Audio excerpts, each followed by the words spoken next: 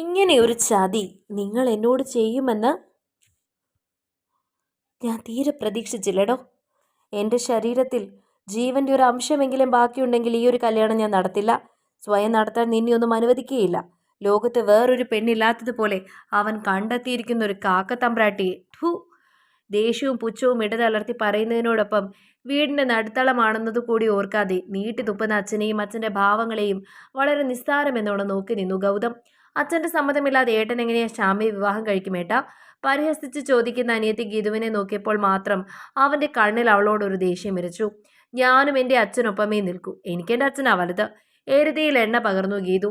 തന്റെയോ ഗീതുവിന്റെയോ വാക്കിന് തെല്ല് വില പോലും കൽപ്പിക്കാതെ അലസമായി നിൽക്കുന്ന മകനെ അല്പനേരം നോക്കി നിന്നു രാഘവൻ. വാശിയിൽ തന്നേക്കാൾ മുമ്പിലാണ് അവനെന്ന് അറിയുന്നത് കൊണ്ട് തന്നെ അവന് മുമ്പിലൊന്ന് താഴ്ന്നു കൊടുക്കാൻ തീരുമാനിച്ചയാൾ. നിന്റെ വിവാഹകാര്യത്തിൽ അച്ഛൻ ഒരുപാട് ആഗ്രഹങ്ങളും സ്വപ്നങ്ങളും ഉണ്ടടാ. ആ സ്വപ്നങ്ങളിലൊന്നും ശ്യാമയെപ്പോലൊരുവളല്ല നിന്റെ ഭാര്യ. നിനക്ക് നമ്മുടെ കുടുംബത്തിനും ചേർന്നൊരുവൾ, വെളുത്തു തുടുത്തു സുന്ദരിയായൊരു പെൺകുട്ടി നിന്റെ ഭാര്യയായി വരുന്നതാണടാ അച്ഛന്റെ ആഗ്രഹവും സ്വപ്നവും. ശ്യാമയെ ഒഴിവാക്കിയേക്ക് നീ. അവളെ പോലെ കറുത്തിരണ്ട ഒരുവൾക്ക് നിനക്ക് ചേരില്ല, നമ്മുടെ കുടുംബത്തിനെ ചേരില്ല. മനസ്സിലെ വിഷം പുറത്തേക്ക് തുപ്പി രാഘവൻ. ജീവിതം എൻ്റെയാണ് അച്ഛാ. അതെങ്ങനെയാവണമെന്ന ആഗ്രഹങ്ങളും സ്വപ്നങ്ങളും എനിക്കുള്ളിലെങ്കിലും ധാരാളമായിട്ടുണ്ട്. എൻ്റെ ജീവിതത്തിൽ എനിക്കൊരുവേള ഇണയായിട്ടുണ്ടാവുകയുള്ളൂ എൻ്റെ ശ്യാമ. അവൾ മാത്രമേ ഉള്ളൂ എൻ്റെ സ്വപ്നത്തിലും ആഗ്രഹത്തിലും. പുച്ഛത്തിൽ അച്ഛനെ നോക്കി പറയുന്ന ഗൗതമിനെ ഓരോ വാക്കുകളിലും നിറഞ്ഞു നിന്നത് അവന് ശ്യാമ എന്ന പാവം പെണ്ണിനോടുള്ള പ്രണയമാണ്. ഞാൻ ജീവിച്ചിരിക്കുമ്പോൾ അവളുമൊത്ത് വിവാഹ ജീവിതം സ്വപ്നം കാണണ്ട നീ. ഇരിക്കുന്ന സോഫ തട്ടി നീക്കി കയ്യിൽ തടഞ്ഞ ഫ്ലവർ വേസ് നിലത്തേക്ക് എറിഞ്ഞ് പകയോട് മുരണ്ട് പുറത്തേക്ക് ശരവേഗത്തിൽ രാഘവൻ ഇറങ്ങിപ്പോയതും ഒരു നിശബ്ദത നിറഞ്ഞവിടെയാകെ. അച്ഛനെ എതിർക്കുന്നതിന്റെ ഫലം ഏട്ടൻ അനുഭവിക്കും. ഒരിക്കലും ഒരിക്കലും ശ്യാമയെ ഏട്ടന് കിട്ടില്ല. എനിക്കിഷ്ടമല്ല അവളെ. വെറുപ്പാണ്, അറപ്പാണ്. ശ്യാമയോടുള്ള എരിയുന്ന പകയിൽ പരസ്പരം മറന്ന ഗൗതത്തിന് നേരെ ശബ്ദം ഉയർത്തി ഗീതു. അവളുടെ കവളിൽ ശക്തിയോടെ പതിച്ചു ഗൗതമിന്റെ കൈ. നീ നീ ഒരൊറ്റ ഒരുവളാണടി എൻ്റെയും ശ്യാമയുടെയും ശാപം. നിന്നോളം അസൂയയും കുരുഷ്ടമുള്ള മറ്റൊരു നികൃഷ്ട ജീവിയെ ഞാൻ എൻ്റെ ജീവിതത്തിൽ വേറെ കണ്ടിട്ടില്ല. സഹോദരിയോടുള്ള വെറുപ്പ് മുഴുവനായും നിറഞ്ഞു നിന്നു ഗൗതമിന്റെ ഓരോ വാക്കിലും. അടികിട്ടിയ ഇടംകവളിൽ വലങ്കായി അമർത്തി പകയോട് ഗൗതത്തെ നോക്കി നിന്നു ഗീതവും. അതെ, ഞാൻ തന്നെയാണ് നിങ്ങളുടെയും അവളുടെയും ശാപം. ഞാനെന്ന ശാപം എൻ്റെ മരണം വരെ നിങ്ങളെ ഒന്നിച്ച് ജീവിക്കാൻ സമ്മതിക്കില്ല. മരിച്ചാലും സമ്മതിക്കില്ല. പകയിലും വർദ്ധിച്ച വീര്യത്തോടെ വിളിച്ചു പറയുന്നവളെ തല്ലാൻ വീണ്ടും കൈയുയർത്തി ഗൗതമെങ്കിലും അകത്തുനിന്ന് അമ്മയുടെ ദീനമായ നോട്ടം വന്ന് അവന് നേരെ ചെന്നതും ഉയർത്തിയ കൈ താഴ്ത്തി നിസ്സഹായതയോടെ സ്വന്തം റൂമിനുള്ളിൽ കയറി വാതിലടച്ചവൻ. ഗൂഢമായൊരു വിജയച്ചിരി വിരിഞ്ഞു ഗീതുവിൽ. അതേ ചിരിയോടെ തന്നെ അമ്മയ്ക്ക് അടുത്തേക്ക് ചെന്നവൾ. ഒരിക്കലും ഒരിക്കലും നിങ്ങളുടെ ആ മാനസപുത്രിയും നിങ്ങളുടെ പുന്നാര മകനെയും ഒരുമിച്ച് ജീവിക്കാൻ സമ്മതിക്കില്ല ഞാൻ. തന്തയും തളയും അപകടത്തിൽ മരിച്ചു പോയവളെ ഏറ്റെടുത്ത് സംരക്ഷിക്കാൻ നിൽക്കരുതെന്ന് നിങ്ങളോട് ഞാൻ പണ്ടേ പറഞ്ഞത് നിങ്ങൾ കേട്ടിരുന്നെങ്കിൽ ഇന്നിങ്ങനെ ഇവിടെ ഒന്നും സംഭവിക്കില്ലായിരുന്നു. എനിക്കിഷ്ടമില്ലാത്ത ഒന്നിനെയും ഞാൻ എൻ്റെ വീട്ടിൽ കയറ്റില്ല. അതെനിക്ക് എൻ്റെ അച്ഛൻ്റെ സപ്പോർട്ടുമുണ്ട്. അതിനെ മറികടക്കാൻ പറ്റുമോ എന്ന് നോക്ക്. അമ്മയും മകനും കൂടി. പകയും വെറുപ്പും ദേഷ്യവും തിങ്ങിയ സ്വരത്തിൽ പറഞ്ഞിട്ട് പോണവളെ തരിച്ചു നോക്കി നിന്നു പോയി അമ്മയും. അടുത്ത വീട്ടിലെ മാതാപിതാക്കൾ മരിച്ചൊരു പെൺകുട്ടിയായ ശ്യാമയെ ആ അമ്മ തങ്ങളുടെ കൂടെ കൂട്ടിയത് അവരുടെ നന്മയായി കരുതി മാത്രമാണ്. അവൾ ഈ സമൂഹത്തിൽ ആരുമില്ലാത്തവളായി പോവരുത് എന്ന് നിർബന്ധമായിരുന്നു. എല്ലാവരെയും സ്നേഹിക്കാൻ മാത്രം അറിയാവുന്ന ശ്യാമയെ എല്ലാവർക്കും ഇഷ്ടവുമായിരുന്നു. അവളെ കുറ്റങ്ങൾ ഏതുമില്ലാത്ത പെൺകുട്ടി. എന്നാൽ ഒട്ടും പ്രതീക്ഷിക്കാതെ ഒരു നാൾ ശ്യാമയെ തൻ്റെ ശത്രുവായി കണ്ടു തുടങ്ങി ഗീതു. എന്തിനും ഏതിനും ശ്യാമയെ ഉപദ്രവിക്കുന്നതിനും കുറ്റം പറയുന്നതും അവളുടെ ശീലമായി തുടങ്ങി. തന്നേക്കാൾ നന്നായി പഠിക്കുന്ന, ആർട്സിലും സ്പോർട്സിലും നന്നായി തിളങ്ങുന്ന ശ്യാമയോട് അസൂയായിരുന്നു ഗീതുവിന്.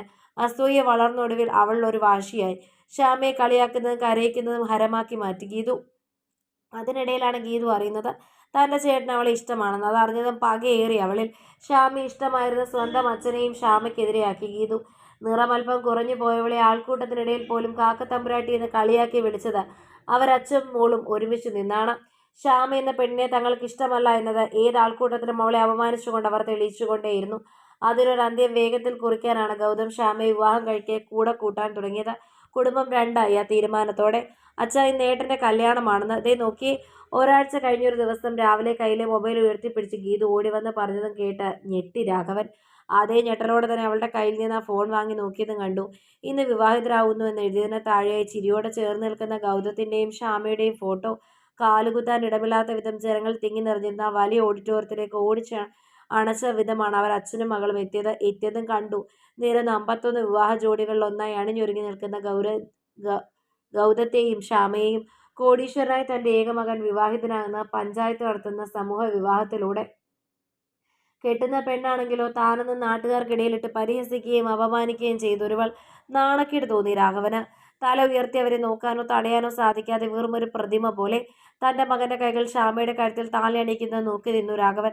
കലരെഴുന്ന മിഴികളോടെ ശ്യാമയും ഗൗതത്തെയും നോക്കി നിന്നു. ഗീതു തലയ്ക്ക് കൂടം കൊണ്ട് അടിയേറ്റ പോലെ ഞെട്ടി ഗൗതത്തിൽ നിന്ന് അവൻ അരികിലുള്ളവരിലേക്ക് നോട്ടം പോയപ്പോൾ ഗൗതം ശ്യാമയെ താലി ചാർത്തുന്നതിനൊപ്പം അവർക്കരികിൽ നിൽക്കുന്ന മറ്റൊരു പെൺകുട്ടിയുടെ കഴുത്തിൽ താലി ചാർത്തുന്ന നിതിൻ, ഗൗതത്തിന്റെ പ്രിയ സുഹൃത്ത്. വർഷങ്ങളായി ഗീതു മനസ്സിൽ കൊണ്ടു നടന്നവൻ, സ്വന്തമാക്കാൻ ആഗ്രഹിക്കുന്നവൻ. അവനാണ് മറ്റൊരാളെ താലി ചാർത്തി സ്വന്തമാക്കുന്നത്. നിറഞ്ഞൊഴുകി അവളുടെ മിഴികൾ. വിവാഹ ചടങ്ങുകൾ കഴിഞ്ഞ് വേദിയിൽ നിന്നും ഗൗതം താഴേക്കിറങ്ങിയതും പാഞ്ഞവൻ അരികിലെത്തി. ഗീതു, ഈ ചതി എന്നോട് വേണ്ടിയിരുന്നില്ല ഏട്ടാ. എനിക്ക് നിതിനെ ഇഷ്ടമാണെന്ന് അറിഞ്ഞുകൂടായിരുന്നോ നിങ്ങൾക്ക്? അറിയാമായിരുന്നു ഗീതു. നിനക്കവനെ ഇഷ്ടമാണെന്ന് എനിക്കറിയാം. അതേപോലെ തന്നെ അസൂയയും കുശുമ്പും മാത്രം നിറഞ്ഞ നിന്നെ അവൻ ഇഷ്ടമല്ല എന്നും എനിക്കറിയാം. മാത്രമല്ല അവൻ താലി കെട്ടിയത് അവനെ സ്നേഹിക്കുന്ന ഒരുവളെയാണ്. ഞാനെന്നും എൻ്റെ കൂട്ടുകാരൻ്റെ ഒപ്പമാണ്. സ്നേഹിച്ചയാളെ നഷ്ടപ്പെടുമ്പോഴുള്ള വേദന നീയൊന്നറി. അച്ഛനെ കൂട്ടുപിടിച്ച് ഞങ്ങളെ അകറ്റാൻ പല താറപ്പണികളും ചെയ്താൽ നിനക്കുള്ള ഈശ്വരൻ്റെ ശിക്ഷയെ കൂട്ടിയാൽ മതി ഇതിനെ.